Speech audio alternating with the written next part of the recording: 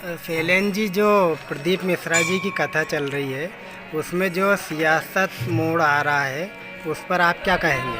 देखिए, कोई भी अगर संत हैं और अगर हमारे क्षेत्र के लिए, तो हमारे लिए गौरव की बात है। गौरव की बात यह है कि प्रदीप मिश्रा जी ने, पंडित जी ने सिर्फ सीहोर का ही नहीं, मध्य प्रदेश का नाम पूरे देश में और विदेशों तक फैलाया है। और अगर उनकी कथा कतिपय कारणों से नहीं हो रही है तो कहने के दुख होता है। और कोई भी संत महात्मा अगर व्यास पीठ पर उनके आंसू गिरते हैं तो उससे बड़ा दुर्भाग्य किसी का नहीं हो सकता।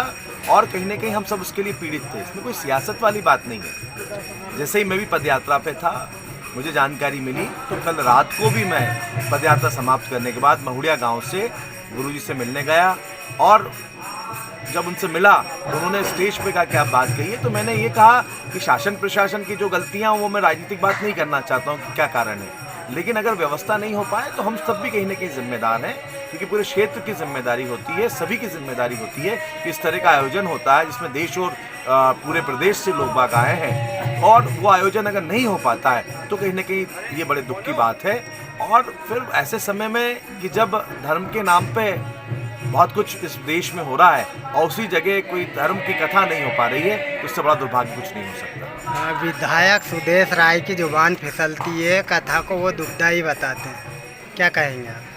अब क्या मालूम उनकी जुबान पे सत्यता आ गई हो कि जुबान फिसली हो, ये तो सुदेश भाई बेहतर तरीके से जानते हैं। लेकिन ये दुर्भाग्य है कि वो कथा कहीं ना कहीं रोकनी पड़ी, जिस तरीके से जो आयोजन था उसे कैंसिल करना पड़ा, ये कहीं ना कहीं हम सबके लिए दुर्भाग्य है। मैं दूसरी भी बात करता हूँ कि अगर वहाँ पर कोई आयोजन हो रहा है, देश और विदेश से लोग बाग आ रहे हैं, पूरे प्रदेश से आ रहे हैं, तो कहाँ की इकोनॉमी सुधरेगी? निश्चित रूप से सीहोर जिले की सुधरेगी। वो क्षेत्र जो आता है वो चितावलिया हेमा में आता है, इछावर विधानसभा में आता है। अगर वहाँ पे कोई आयोजन होता है और वो सेंटर विकसित होता है और वहाँ पे आयोजन होते हैं, तो निश्चित रूप से आप ये मानिएगा कि वहाँ के आसपास के गाँव वालों को रोजगार भी मिलेगा। जहाँ एक तरफ पूरे प्रदेश में बेरोजगारी है, इछावर में बेरोजगारी है, और वहाँ इस धार्मिक आयोजन से कहीं रोजगार के अवसर उत्पन्न हो सकते थे। आज करोड़ों रुपए का रोजगार मिलता, धर्म की गंगा बहाती, और वो कहीं ना कहीं रुकी है। इससे बड़ा दुर्भाग्य कुछ नहीं हो सकता। कथा पर सभी के बयान आ रहे हैं, इछावर विधायक का बयान नहीं आ रहा है, इस पर आप क्या कहें? अब ये तो वही बता सकते हैं कि वो क्यों बयान नहीं दे रहे हैं। तो आप उनसे ही पूछें कि अभी तक उनका बयान आना था, नहीं आया, तो मुझसे ज़्यादा बेहतर वही बता पाएंगे।